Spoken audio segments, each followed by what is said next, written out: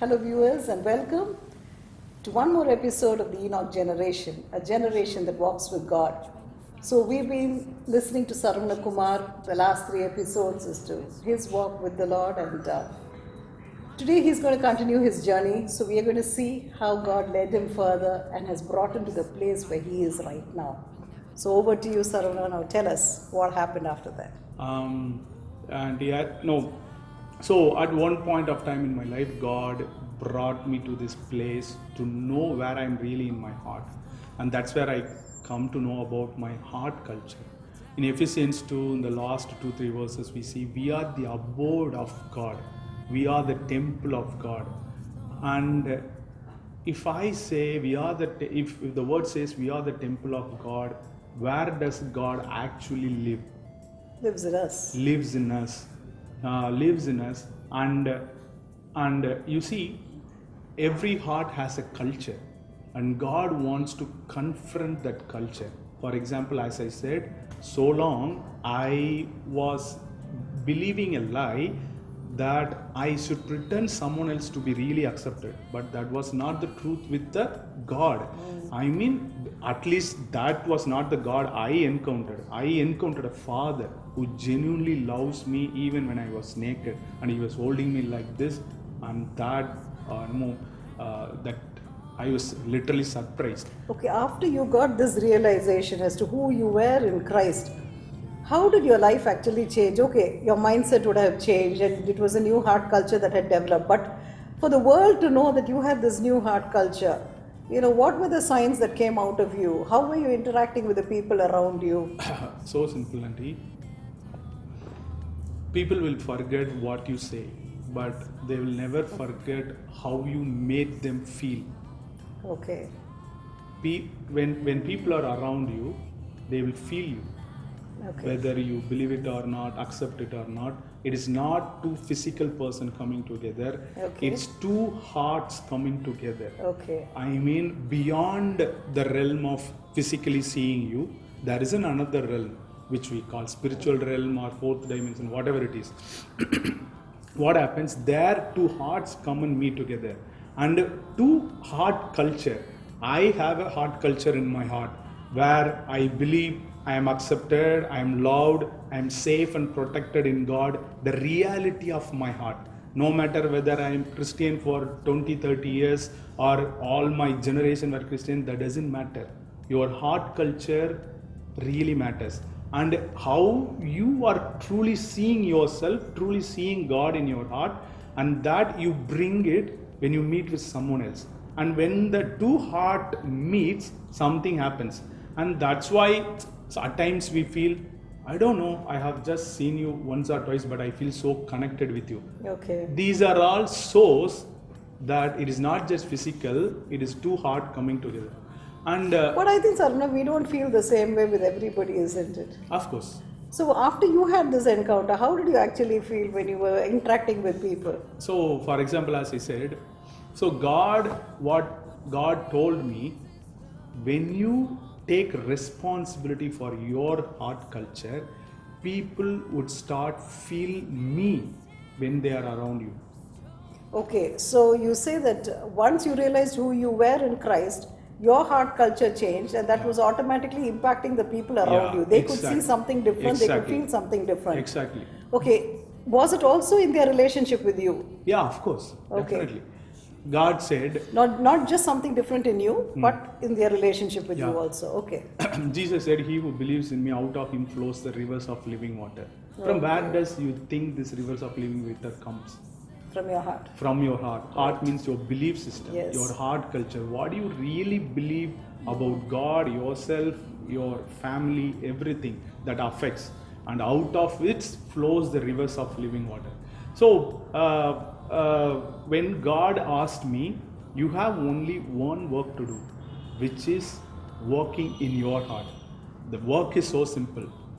If you have got anything to do at all, it is to work on your heart. It is work on your belief system. So whenever God encountered me and showed me this is where your heart culture is not aligned with what I say, the truth, I took responsibility. I went on a journey with God, and I asked him help to fix that area. When he fixed that, and when he changed that reality, and when my heart culture slowly changed, transformed, and it becomes the real abode of God. Because now I see Father, now I experience Him, because I always have this thirst, and uh, any Bible scripture or verse that I read, I would want to experience that.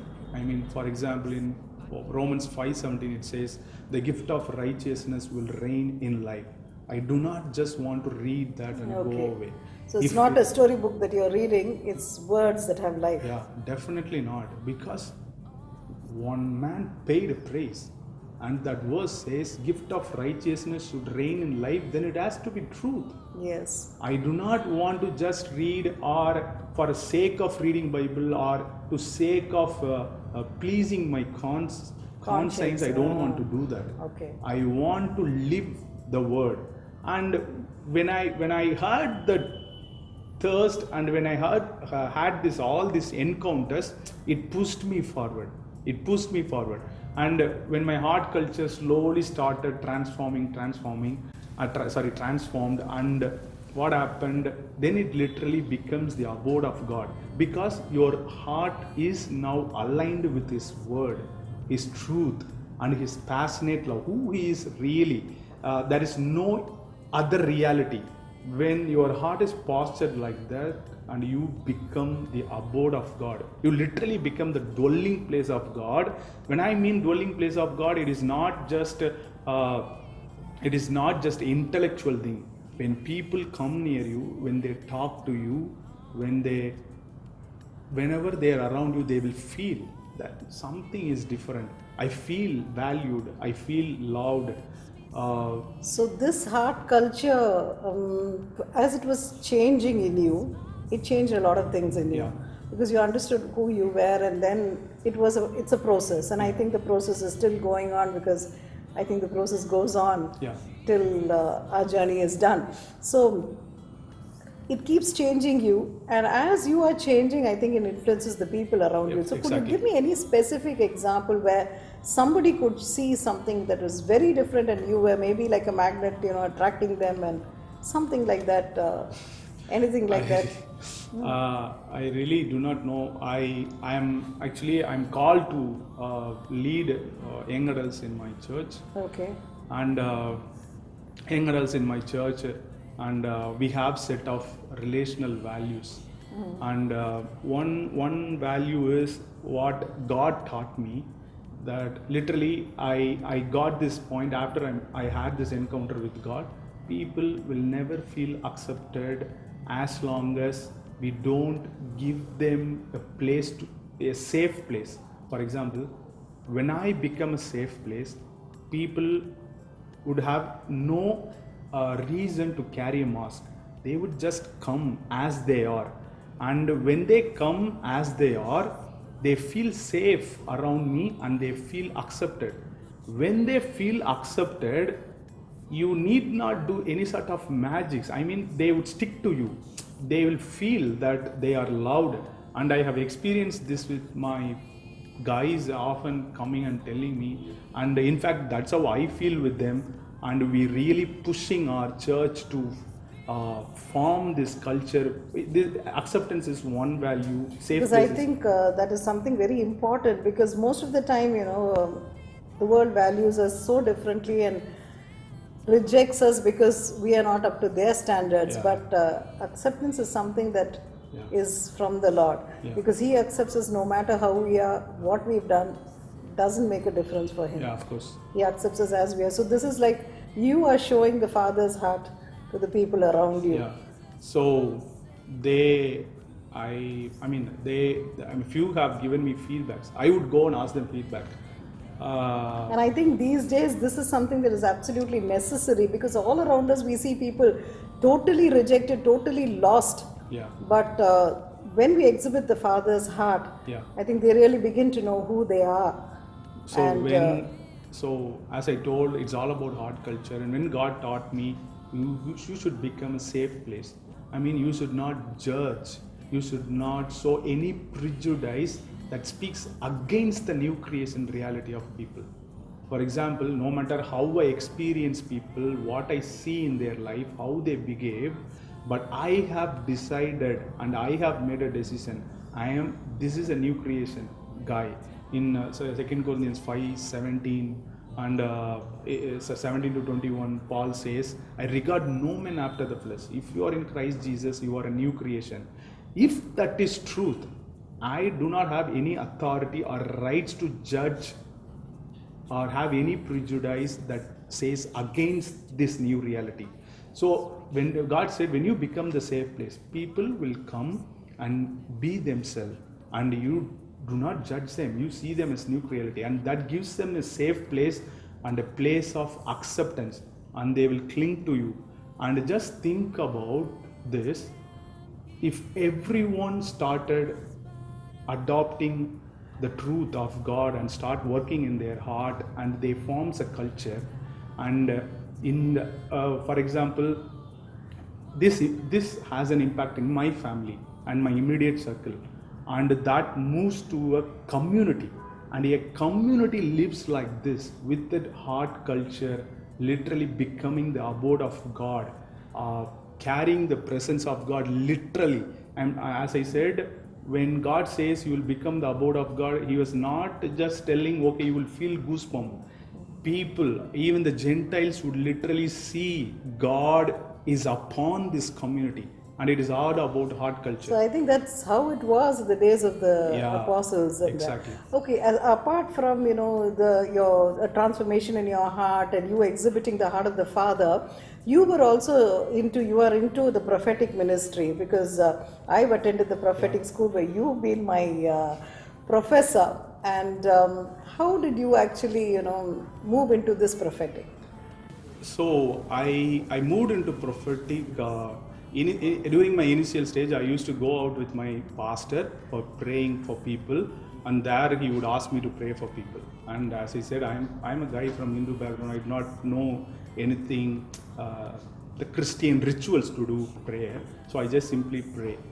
At times I feel something, some verse would pop up, and I would tell my pastor, this is what I'm getting, and he would tell, okay, you yourself share them, and I started sharing them. And slowly, that's how my journey got started. I did not have any dramatic encounters which led me to the whole prophetic journey. Sometimes they would call me, in a prayer meeting, please go and pray for people. And I genuinely wanted to pray for people. And one day I asked God, these people are hearing and they are telling something, but I did not know anything. At the time, God told me, you have lot of verses in Bible that really talks about blessing. You just speak all the verses that really blessing for people. And I would pray them, and I would pick one verse and tell them, I speak this verse over you, and I pray over them. This is how my journey started.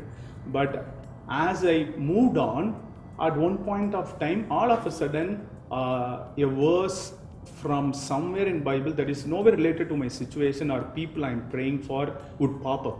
And when I took that risk and shared with them, I don't know, I'm getting this verse, and they would go, wow, this is so apt for my situation because this is what I need. Those encounters gave me confidence. Okay. Then I'm hearing from God. So this is not just an intuition or a random thoughts you are getting. This is from the Spirit of God. And that's how I got confidence, and slowly I moved on. And next time when I get similar feeling or thought, I was so confident, I would tell them, this is what I see, and they would say exactly, this is what we are going through. So it was initially you just began with pronouncing the word of God as it is in the Bible, and then you moved on to become a seer where you could see things about their life, things that were happening in the past, present and future. Right? So the next phase of prophetic moved I would see things, what is happening in their relationship. As you said, I see image, and I will have a conversation with them. This is the image I'm seeing. How does it relate with you?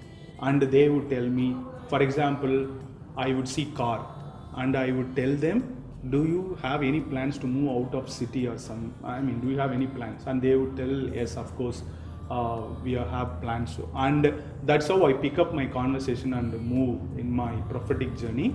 And my personal journey started from there, and gradually it went up, and I started seeing in the spirit as well as like images, verses, I started seeing it.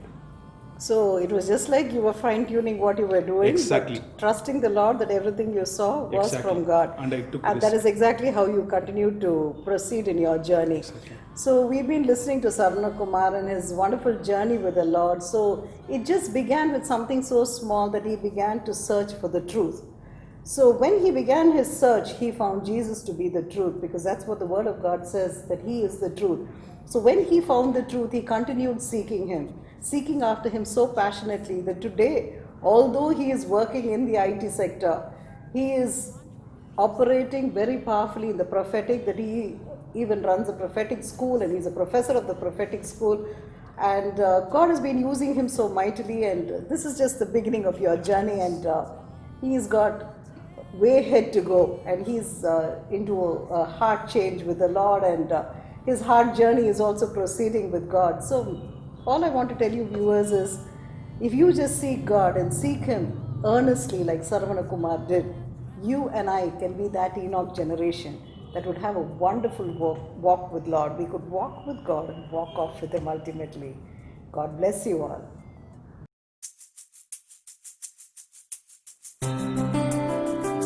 John 11:25-26. Jesus said to her, I am the resurrection and the life. The one who believes in me will live, even though they die, and whoever lives by believing in me will never die. Do you believe this? The royal diadem he wore was but a crown of thorns.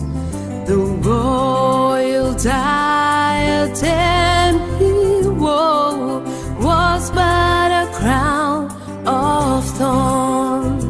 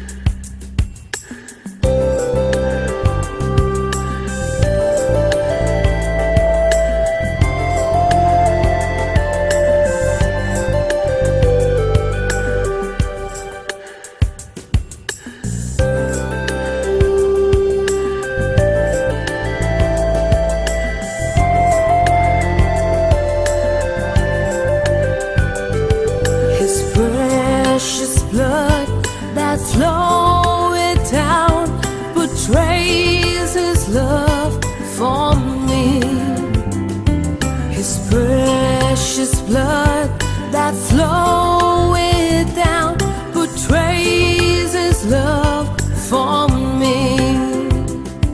His body that was pierced and torn restores and sets me free. His body that was pierced and torn restores and sets me free. Jesus, my Savior, crucified, died, buried, and came alive. Jesus, my Savior, crucified, died, buried, and came alive.